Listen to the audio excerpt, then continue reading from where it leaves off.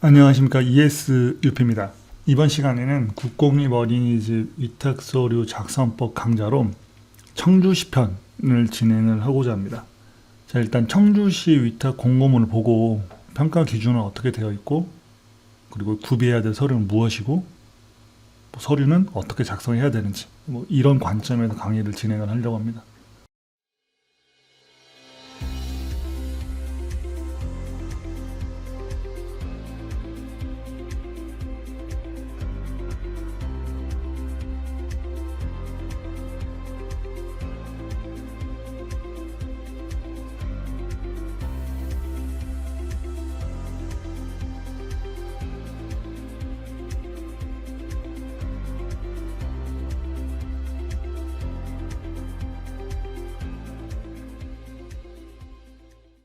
신청 자격 조건에 대해서 먼저 알아보도록 하겠습니다. 일단 자격 조건이 안 되면 지원 자체를 못하기 때문에 일단 신청 자격 조건에 대해서 내가 해당 사항이 있는지 없는지를 먼저 확인을 하시는 게 좋아요. 여기 보시면은 공고일 전일 청주시의 주소, 그러니까 이게 뭐냐면은 공고일 전, 그러니까 공고가 고시되기 전에 청주시에 주민 등록이 되어 있어야 된다, 이 말이에요. 그러니까 공고 후에 주민 등록을 해도 또는 주소 이전을 해도 그거는 크게 해당 사항이 없다, 이런 내용입니다. 그러니까 공고 전에 주소 이전을 한 것에 대해서만 신청 자격이 부여된다, 이 뜻이에요. 그리고 두 번째는 원장 자격, 당연히 원장 자격증이 있어야겠죠. 근데 요즘은 대부분 이제 40인 이상으로 어린이집들이 많이 나오기 때문에 예를 들어 40인 미만 자격증만 있는 분들은 해당 사항이 안 됩니다. 그래서 그런 자격들도 사전에 미리 보유해 놓으시면 굉장히 좋다, 그런 관점에서 말씀을 드리는 거고요. 자, 이 부분이 이제 많은 분들 아시겠지만 뭐냐면은 인건비 지원, 상한제, 이게 무슨 말이냐면은 국공립 어린이집 어떻게 보면 임기제랑 똑같습니다. 그러니까 위탁이라기보다는 그냥 국공립 원장을 임기제로 채용한다, 약간 이런 개념이랑 거의 비슷한데, 그러니까 원장은 65세까지만 인건비 지원이 됩니다. 교직원은 60세까지만. 위탁 기간이 대체로 5년이에요. 그런데 만약 예를 들어서 61세에 지원을 한다, 합격할 확률이 저조합니다. 왜냐면은 5년 풀로 위탁을 할 수 있는 사람을 채용을 한다라는 거예요. 그래서 61세나 62세는 솔직히 말씀드리면 합격률이 매우 떨어진다. 약간 이 부분이 좀 약간 저는 개인적으로 좀 서글픈데, 지금 이제 고령화 시대라고 해가지고 이제 노인 일자리가 많이 부족하고 노인들에 대한 어떤 기본 소득이라든지 이런 것들이 굉장히 취약하거든요. 그런 관점에서 이제 60세까지만 보육교사를 하겠다, 이런 의미는 쓸만할 때는 부려먹고 노후 되니까는 퇴출시키겠다, 이런 의미인 것 같아서 조금 약간 설고픈데, 이게 청주시만 그런 게 아니라 이게 전체적으로 다 그렇습니다. 대한민국에 있는 국공립 어린이집은 다 이 부분을 적용을 합니다. 그래서 이런 부분들이 좀 개선돼서 이렇게 노인 일자리라든지 이런 것들이 좀 많이 있으면 좋을 것 같은데, 아무튼 그렇다는 거. 보시면은 제출서류 목록이에요. 대부분 제출서류 목록 때문에 문제가 많이 발생하는데, 청주시는 1번에서 28번까지 이렇게 정리를 해서 일단 제출을 하게 되어 있고요. 여기는 약간 두 가지 구분으로 나눠집니다. 이게 이 서류하고 이 개인 서류 부분하고 따로 나눠져요. 그래서 이 서류는 이 서류대로 별도로 제출을 하고, 이 서류는 이 서류대로 별도로 제출을 합니다. 그래서 이렇게 색깔을 칠해 놓은 거예요. 그 부분을 명심해서 필요한 부분에 대해서 적시적소에 어떻게 제출할지에 대해서 이제 판단을 해서 제출하시면 되고요. 제가 이제 여기서 항상 귀에 피가 나도록, 귀에 못이 박히도록 이야기하는 부분이 있잖아요. 평가 기준하고 제출서류 목록하고 어떻게 되어 있냐, 그 부분에 대해서 제가 진짜로 여러 차례 굉장히 많이 귀에 피가 나도록 제가 이야기를 했는데, 자, 공식력이 1번 항목이잖아요. 자, 이 서류는 제가 어디서 갖고 온 게 아니에요. 같은 공고문에 평가를 이렇게 하겠다고 평가 기준표를 같이 제공을 한 겁니다. 그 기준표예요. 자, 여기서 약간 좀 특이한 부분은 뭐냐면은, 자, 여기는 가점이 있습니다. 가점이 뭐냐? 장애 전문 관련된 자격증 소지한 사람. 또는 장애통합 어린이집 운영 및 원장, 그리고 장애 뭐 전담 교사를 했던 경험, 그거에 대해서 뭐 1점을 주겠다. 이건데, 그만큼 이제 장애 보육이라든지 이런 취약 보육에 대해서 굉장히 많이 신경을 씁니다. 그리고 제가 항상 늘상 말씀드리는 부분이 뭐냐면 국공립과 민간 어린이집의 가장 큰 차이는 취약 보육이에요. 국공립의 설립 목적을 보면은 이런 취약한 아동 환경 개선 또는 이런 취약 시설에 먼저 국공립을 설치함으로써 그 취약한 보육 환경을 뭐 해결하겠다 이런 취지가 강하거든요. 자, 일단은 이런 공적인 마인드에 대해서 잘 알고 계셔야 되고 이런 부분들이 왜 가점으로 주는지 그런 것도 여러분들 생각을 해보셔야 됩니다. 자, 공신력 같은 경우는 어떤 서류를 가지고 하냐면은 여기 보시면 행정처분 확인 사항이 있어요. 근데 여기는 해당자만이라고 되어 있는데 이거는 다 제출하는 거예요. 해당자만 제출을 하는 게 아니라 다 제출을 해야 됩니다. 왜냐면은 내가 행정처분 받은 내역이 있어. 그럼 있는 사람은 제출을 해요? 그럼 없는 사람은? 근데 이 사람이 있는지 없는지를 확인을 해야 되잖아요. 그게 행정처분 확인서예요. 이 사람이 행정적으로 문제가 있는지 없는지를 확인하는 게 행정처분 확인서예요. 그러니까는 있든 없든 다 제출을 하셔야 됩니다. 간혹 이런 분들이 있어요. 저는 행정처분 없는데요. 그러니까 그 없는 거를 증빙을 해야 되잖아. 그럼 여기서 뭐 재정용역도 저 한 500억 있어요. 그럼 그걸 증빙을 해야 되잖아요. 그걸 증빙하기 위해서 여기 보면은 그 굉장히 많은 그런 서류들을 제출을 하게 돼 있습니다. 자, 그런 것처럼 다 증빙을 해야 돼요. 그러니까 이건 해당자만이 제출하는 게 아니라 다 제출하는 겁니다. 그리고 이제 이 공신력 부분에 여기 보면은 이 범죄의혹 조회도 이 부분에 해당되는 서류예요. 자, 나머지는 다 넘어가고 이런 평가 항목들이 이렇게 있는데 이 서류를 가지고 이 평가 항목대로 따라갈 수 있냐 그 부분이잖아요. 솔직히 말하면 따라가기가 쉽지 않아요. 좀 특이한 부분 말씀드릴게요. 자, 일단 취약보육계획이라고 해서 여기는 별지로 뺐습니다. 근데 일반적으로 취약보육은 어린이집 운영계획에 같이 들어가는 부분이에요. 보육계획에 취약보육이 들어가는 겁니다. 여기 보면 취약보육 운영계획이라는 게 보육계획에 안에 있는 거지 별도로 빼는 게 아니에요. 예를 들어서 별도로 뺄 것 같으면은 이 취약보육을 여기다 넣는 게 아니라 여기 밑 다음 페이지에 별도로 취약보육에 대해서 어떻게 평가하겠다 그 내용이 들어가야 돼요. 이런 부분에 대해서 명확하게 아셔야 되고요. 두 번째는 운영체 시설 운영 실적이에요. 시설 운영 실적은 이 두 가지를 갖고 평가합니다. 보육 관련 사업 운영 실적과 보육 관련 지역사회 기여도. 그래서 각각 5점씩 해서 총 10점이에요. 최고 10점, 최하 6점이에요. 자, 그렇다면은 이 항목은 어디에 있을까? 보면은 여기 보면 복지 및 보육 관련 사업 운영 실적이라는 게 있어요. 그러면은 지역사회 기여도는 어디에 있냐? 여기서 보시면 알겠지만 찾아봐도 찾기가 쉽지 않습니다. 그래서 이런 빠진 부분들이 여러분들이 채워가지고 이 두 가지 항목을 제출하셔야 돼요. 만약 이 부분을 여기 없기 때문에 제출 안 하신다면은 감점입니다. 그냥 5점 날아가는 거예요. 자, 그런 부분들을 여러분들이 잘 체크를 하셔야 된다. 무슨 말인지 좀 이해가 되시나요? 자, 일단은 가점 부분 이거에 대한 자격증이 있는지 체크하시고, 자, 공신력 여기 보시면은 해당자만이라고 되어 있는데 다 제출하는 겁니다. 있던 없던 그걸 증빙을 해야 돼요. 내가 행정처분이 있는지 없는지, 없어도 없는 걸 증빙을 해야 돼요. 있으면 있는 걸 증빙을 해야 되고, 그리고 그거를 어떻게 조치를 했는지에 대한 조치 결과도 제시를 해야 됩니다. 무슨 말인지 아시겠죠?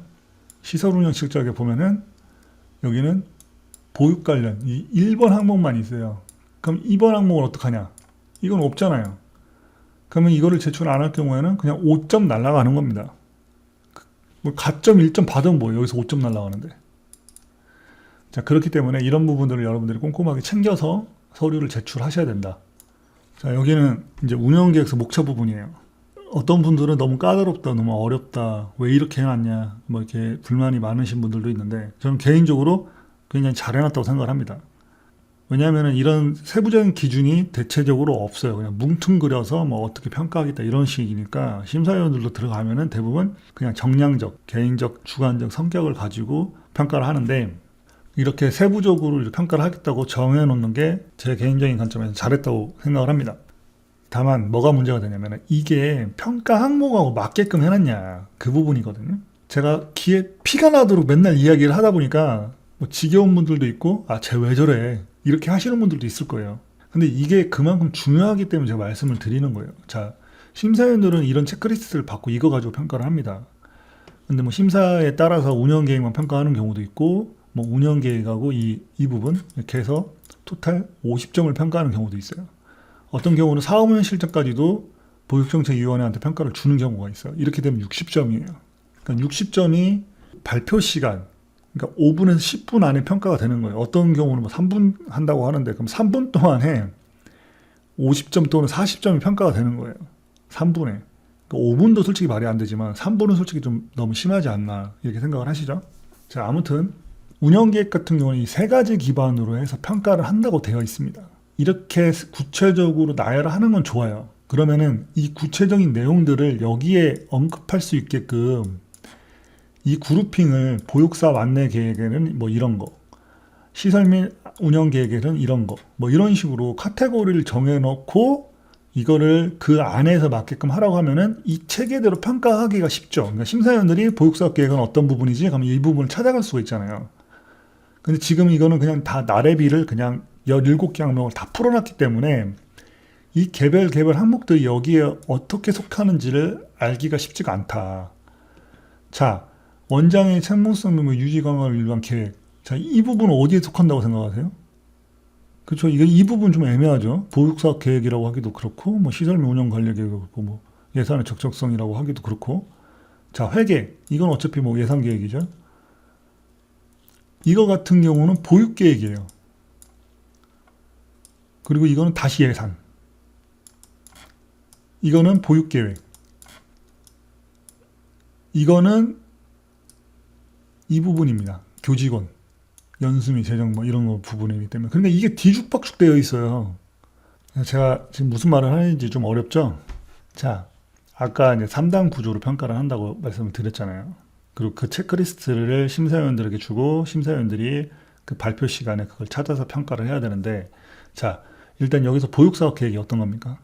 그럼 여기 1번에 보육사업 계획을 하고 그 안에 기본 방향, 뭐 총괄 이렇게, 그리고 아까 말한 특별활동 부분 이쪽으로 가고, 그리고 뭐 아까 뭐 예를 들어 이런 부분들이 보육사업 계획이다 하면은 보육사업 계획에 대해서는 이렇게, 시설 운영 관리 계획에서는 이렇게, 예산 계획에 대해서는 이렇게, 그렇게 그룹핑을 해서 이 항목을 좀 정해주면은 평가하는데 따라가기가 쉽잖아요. 근데 지금 이거는 다 이렇게 17번까지 다 그냥 풀어놨는데, 이게 대부분 보면은 특별활동 계획, 보육사업 계획, 뭐 예산, 그리고 원장의 책무성 이런 것들이 다 섞여 있다라는 거예요.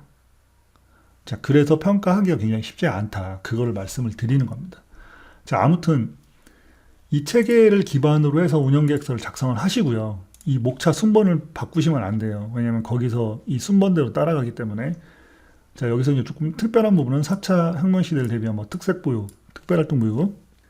어린이집은 영유아 보육시설인데, 보육시설에 뭐 4차 혁명 시대를 대비한 뭐 이런 특별활동 보육 프로그램 뭐 이런 거를 약간 부담스럽죠.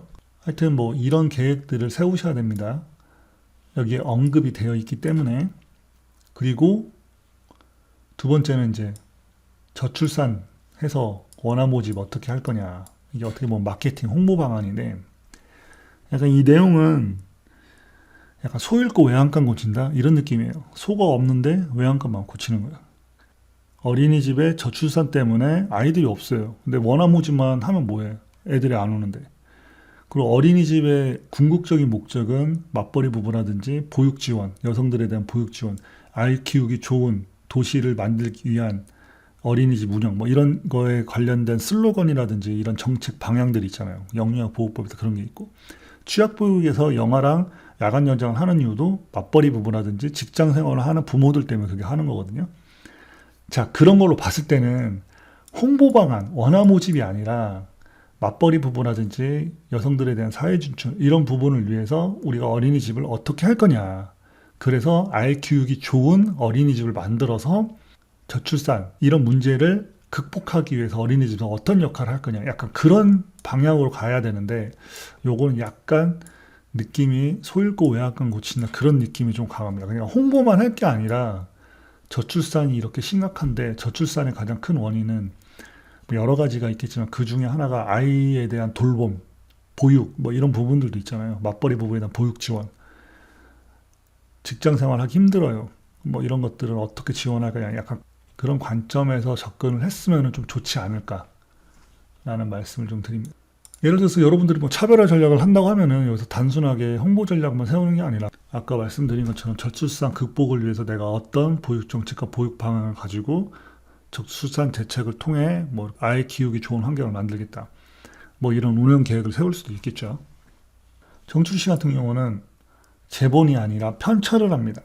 이 편철 제도에 대해서 굉장히 좋게 생각을 해요. 왜냐면은 스프링 재본 안 되고 뭐 책 재본을 해라. 뭐 이것까지 간섭하는 경우가 있는데 스프링 재본이면 어떻고 책 재본이면 어떻고 솔직히 별거 차이 없거든요. 그거는 그냥 지원자가 알아서 하면 돼요. 근데 이것까지 이제 뭐 책 재본을 해라 간섭하는 경우들이 많은데 자, 청주시에서 왜 제가 이걸 좋아하냐면은 그런 재본 비용을 절감을 할 수가 있습니다. 아까 말씀드린 것처럼 5분에서 10분 내외로 이 서류를 봐요.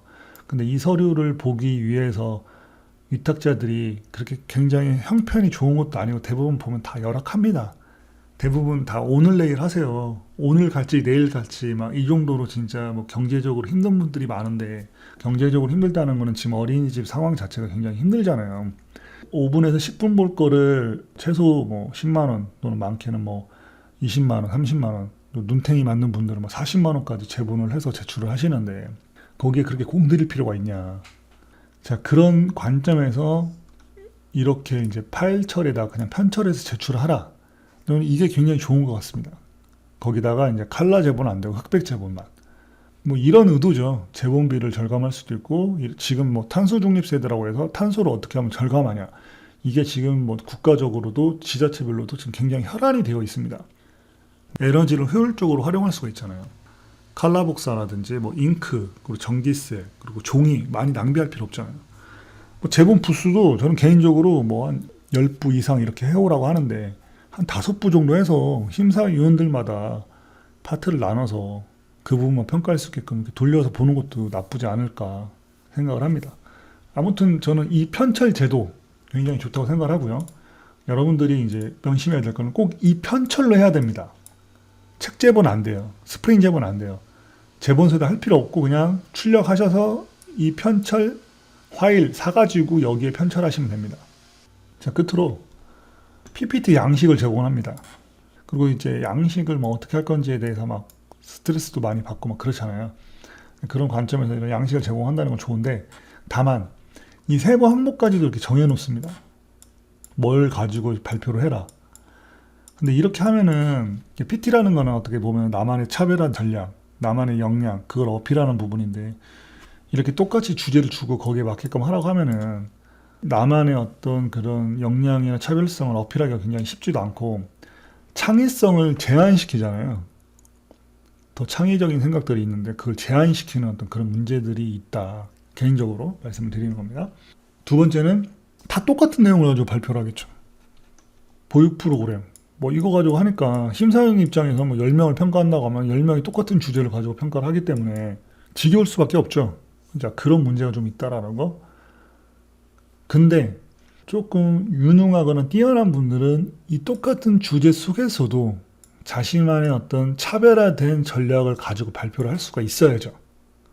자, 거기서 이제 원장에 대한 역량이 차이가 나는 겁니다. 자, 이번 시간은 여기까지 하고 마치도록 하겠습니다. 일단 청주시는 약간 다른 지역보다 까다롭다. 근데 그 까다로움이 나쁜 의도에서 까다로운 게 아니라 굉장히 좋은 방향인 것 같아요. 아까 말씀드린 것처럼 운영계획에서도 세부적으로 언급을 해서 그 내용들을 다 채울 수 있게끔 했고 거기 안에 있는 보육 관련된 내용들도 보면은 어떤 취약보육이라든지 이런 것들에 대해서 좀 신경을 많이 쓰는 것 같고 편철 부분만 보더라도 지원자 입장에서 재본비를 절감할 수 있는 배려 이런 것들이 좀 많이 느껴진다. 자, 그 정도 하고 마무리하도록 하겠습니다.